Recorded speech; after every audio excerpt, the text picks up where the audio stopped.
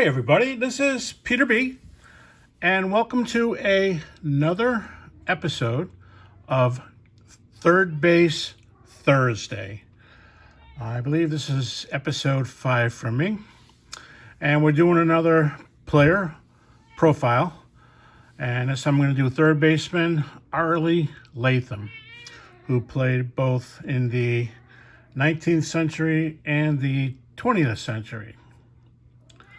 Walter Arlington Latham, known as the freshest man on earth, would drive St. Louis Browns owner Chris Vander so crazy that Vander would blame Arlie when things spun out of control, even if Latham wasn't involved. He would yell, "That Latham's is driving me crazy."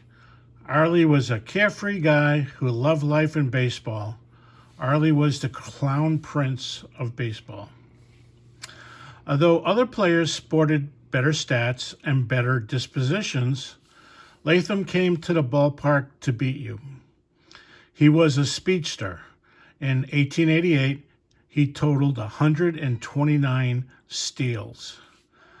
But he stole most of the bases through daring and disregard for his body, belly flopping for the bag and reaching out a hand, or barreling into the base, kicking up a dust storm, and kicking over the basement. He was also something of a clown, and thus a fan favorite. In a game in 1882, he scored the winning run by turning a somersault over the catcher to avoid a tag and landed on the plate.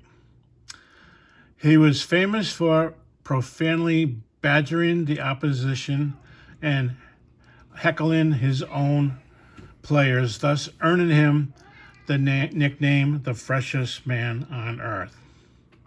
Standing only 5 feet 8 inches, never weighing more than 150 pounds, he was never a power hitter, but he was a great base stealer.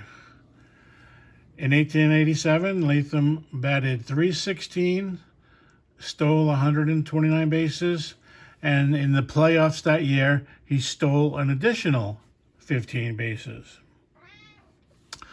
Arlie jockeyed and taunted opposing players, not only from the bench, but also as a third base coach. At the time, there was no coach box that the third base coach was supposed to stay in. So Arlie took full advantage of it by running up and down the third base line while yelling incentives at the pitcher while he was in the middle of his windup. The rule makers, taking notice of Arlie running up and down the line like a lunatic, soon put in the rules of the coaching box. Arlie is reported to have been the first permanent base coach in Major League history. St. Louis Browns owner Chris Vander was a colorful character himself. A large man who wore a loud checkered clothing, Chris sat in a special box behind third base with a whistle and binoculars. He used the whistle to get the attention of his players, or for someone to get him a beer, or for special cops he employed for personal use, and to keep tabs on his players. He bought the Browns in order to put himself into the limelight and to advertise his saloon business. Arlie would use Vander for the butt of his jokes, and when Vander realized he had been conned, he would shake his head and sigh, "That Latham's will drive me crazy someday." Pranks aside, Latham was a legitimate ball player. He played 1,629 games in the majors, banged out 1,836 hits with 27 homers, scored 1,481 runs. His lifetime batting average was only .269, but he was a great base stealer with at least 742 steals, but stolen base data is still missing for 4 seasons, so most likely that number will go much higher. Arlie also holds the record for the most errors lifetime for a third baseman. at 822, more than 200 more than any other player. Arlie has a lot of footnotes in the history of baseball, more than most players. First full-time coach, brought into the existence of the third base coaching box, oldest man ever to steal a base, and participant of several of the earliest World Series. In 1909, John McGraw gave him a job as a third base coach for the Giants. His comedic acts made him a favorite with the fans, as he would do a somersault each time he waved in a runner. Also in 1909, McGraw let him play in 4 games at the age of 49, where he actually stole a base. Arlie played for 17 years from 1880 to 1896, then again in 1909. So Arlie Latham loved the game, was a prankster, a heckler, used profanity like everyone else did. In the 1800s, in the American Association of the St. Louis Browns, it was called the Beer and Whiskey League, as they allowed alcohol during games, especially on Sundays. I think they allowed alcohol on Sundays, whereas the National League did not allow alcohol on Sundays. So, Arlie Latham. Let's look at some of his cards. This is an 1887 N172 Old Judge. And it's the championship series. They did a series, along with the regular series, it was a subset of all the Browns players. And you see Browns champions 1886. And that's Arlie Latham. And of course, their blank backs. There's a nice old judge card of Mr. Latham. And 1895. N300. Mayo cut plug card. And he was on Cincinnati then. And in the 19th century, he did sport that mustache like many other players. And these are blackback.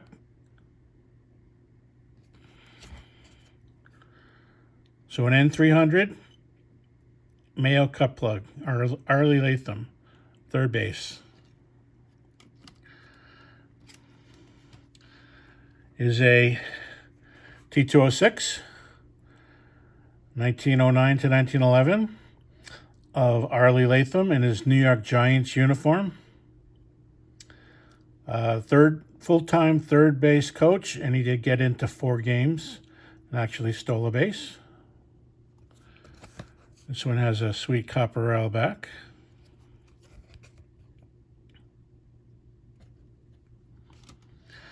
Here's a T207. Also with the New York Giants.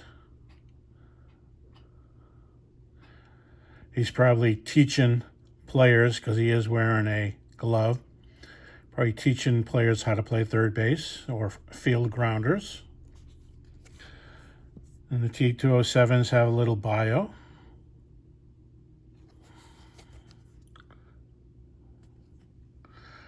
And T205s. Nice, his T205 card is a nice red background. T205s had that lovely gold border. I really like the looks of this card. There's an older 49-year-old Arlie Latham. And of course, he doesn't have any stats because he played that year. So up until this point, he hadn't played. He was strictly a coach when they made this card. He played during the year after they made the card.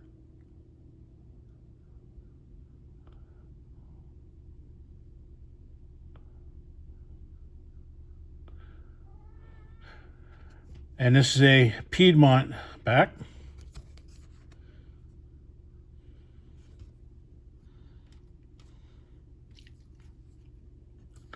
And here's another one. This was a polar bear. Polar bear was loose tobacco. They weren't cigarettes. So the cards were with the loose tobacco, and that's why you see so much tobacco staining on polar bear backs. And notice it says A. Latham. The other one did too, and the ones I'm about to show you are all say A. Latham.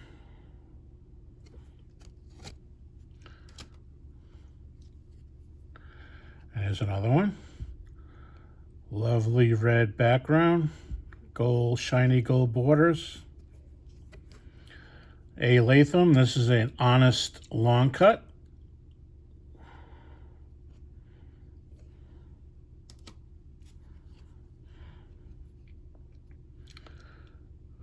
With a nice T205. A little bit more rare. This is American Beauty. And what a beauty it is.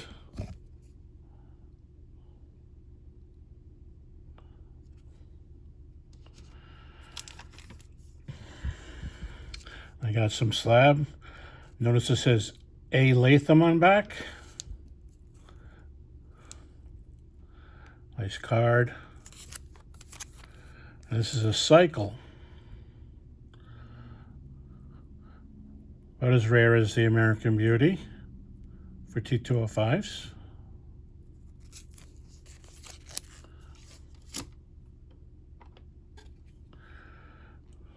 And here's one.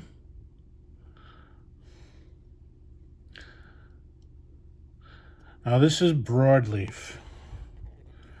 Broadleaf is one of the hotter backs to get in T205. A. Latham with the broadleaf brand cigarette back. So that is a very hard back to get in T205s, as well as this guy right here. A. Latham on back.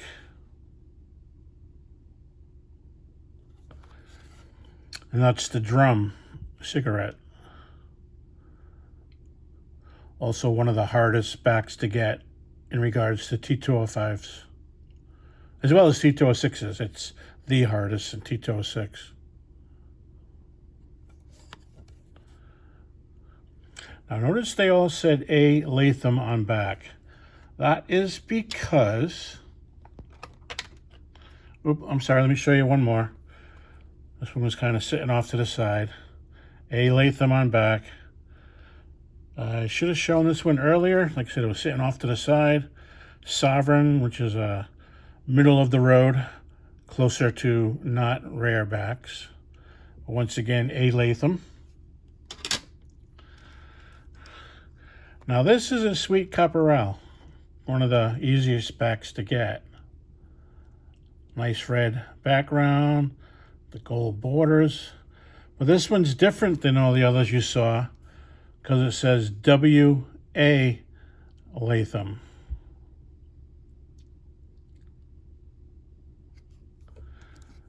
So there is little print differences for Mr. Latham. Well, that's it for this episode of Tobacco Card Thursday. I hope you enjoyed it, and I hope you learned a little bit about Arlie Latham. He was a decent player and the very first full-time base coach, and they had to create the coaching box rules to keep him inside because he was running up and down screaming on the third baseline, and also the oldest man to steal a base in a major league game at the age of 49. Well, thank you very much, and everyone have a good day.